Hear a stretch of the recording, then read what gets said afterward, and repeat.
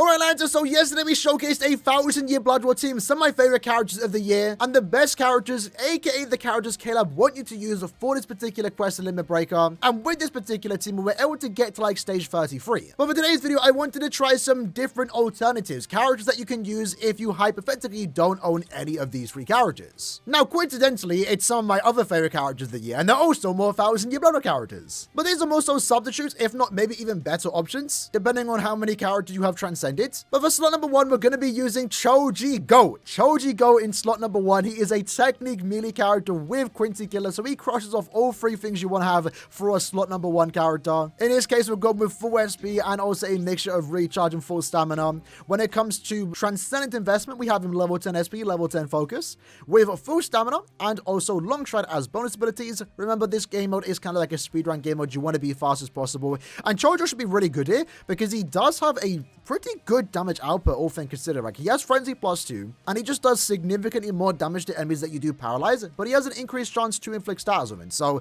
gonna be really good for those poison enemy stages. For slot number 2, we're going with White. I mean, 8th anniversary, White's the best mind character in the game. So, whenever you can bring a mind character, even though he doesn't get all the requirements, he doesn't get the range damage, it just doesn't matter. In this case, these are his accessories. These are his particular links. And while I do have him max transcended, I do want to just showcase him at 2 out of 5. So, level 10 SP, level 10 focus. Oh, someone's going to hit hard, keep that in mind. So if you try to replicate this run, it might be a bit different between mine and yours. But for bonus abilities, you also want to went with full stamina and also long strides. And then for slot number 3, while it's true they do want us to bring a speed character, again, we've been saying it and we're going to showcase him every month. In any given month, you can bring Killgate because he's always going to be usable in slot number 3. He has Rampage. He has a great damage output. And then he also, most importantly, does have the Heart Attribute Strong Attack recharge 20%. So the next time this character's ready to go, his strong attacks are all back. Even though I only have him 1 out of 5, he's still going to be really good in slot number 3. And that is the case for every single month. This is why Killgate is one of the best characters in the game.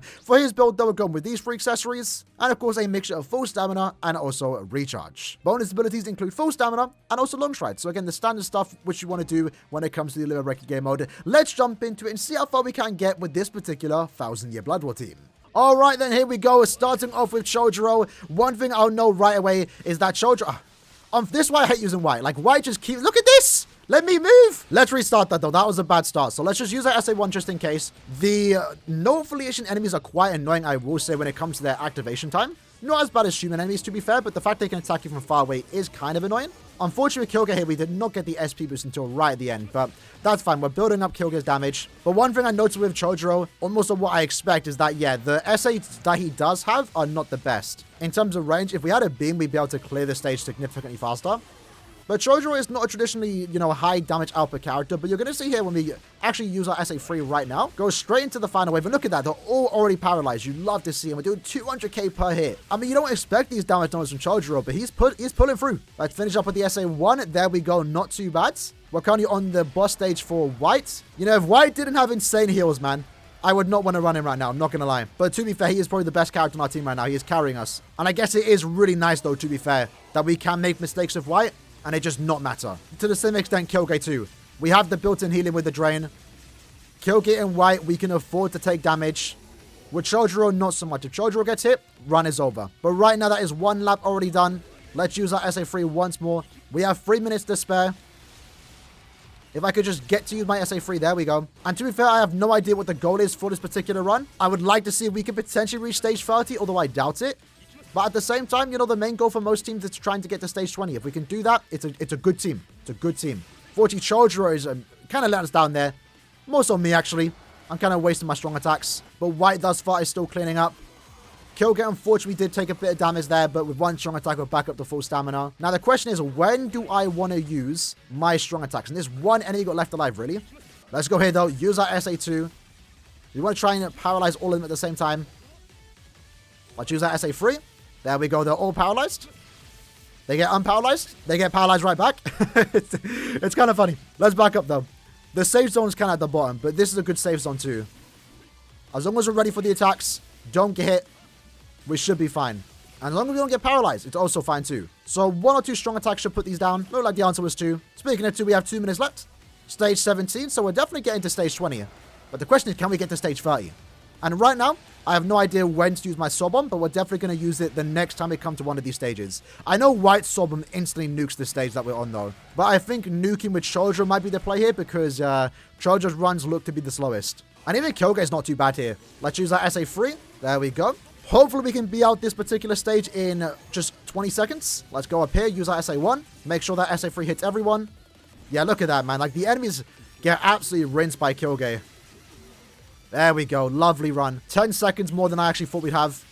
That's SA3. And with that, we've officially gotten all the rewards if we were aiming for that. I've already collected that, though. Right now, we're going to try and go for, like, a stage 25 clear if possible.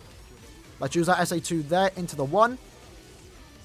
Kyoge's starting to slow down a tad bit in his DPS. Oh, we instantly went into the next room. SA2 and then SA1. We're kind of close here, but this is actually a pretty successful run thus far. I would like to say so. White's starting to slow down a tad bit right now. That's fine, though. Question is, though, can we beat the next stage and get to stage 25? We're about to find out. Let's use our SA2. Let's Soul Bomb now. Can we clear in 17 seconds? I don't think so. Might as well use our nurturing as we can. SA3 into the 1. Very close, though, I will say. Unfortunately, we are not able to make it to 25. But it might be possible with this team, to be fair. It very well might be possible. That was actually a really good team. I like the performance thus far. And somehow we cleared faster with Chojo in stage 1 than Ichibe. I don't know how that makes sense, but Chojo is definitely the one bringing us down a tad bit. I would definitely say so. You can see it on stage 16. 41 seconds is a bit long, at least for my standards. Like, you want to be in and out in stages, especially the poise stages, within like 20 seconds. And you can see there with White, with Kyoge, we were in and out 20 seconds. I don't think a single stage we were longer than 25 on Kyoge. And Kyoge's understandable, right? But with Chojo at stage 16, you know, over 41 seconds, that is definitely on the slower side. Maybe if we cleared that stage 10 or so seconds faster, definitely if we cleared it 20 seconds faster, we would have made it to stage 25, which would have been a good checkpoint in my opinion. But yeah, solid performance from Kyoge, solid performance from White, and some pretty good performance from, you know, Chojiro. Again, he's not a massive damage dealer, so I think he performed in line. There's definitely other characters you can use in replacement of Chojiro. I just wanted to use him here because it's the first time I've used him outside of farming droplets, right? But I know some other good characters that are definitely worth giving a try here in case you are struggling for a character in slot number 1. Realistically, all you need to do is just bring a melee tech character, and that's good enough, right? Ichibe is the best character you can bring, but so is Toshiro, right? He's a gauge character too, definitely worth bringing. Would have been a better character than Chojo, in my opinion, but I wanted to give Chojo some spotlight since, you know, Toshiro, we all understand, is one of the best characters in the game. And another good character that I do know is good, considering my guildmates have been using him, Safui Gin. I don't have him, I can't showcase him here, but Safui Gin would also be a really good character, especially with his constant poison procs. He's essentially a better Chojo, right? They're both designed around inflicting status ailments, but the difference here is that Gin has a way better kit with the tracking vortex and beam, and the poison that you are inflicting is constantly doing extra damage over time. But yeah, pretty fun team for this month of Limit Breaker. I might try out a different team later this week. I've been experimenting with a lot of different characters. Hope you guys enjoyed the video. I'll see you guys next time. Take care and peace.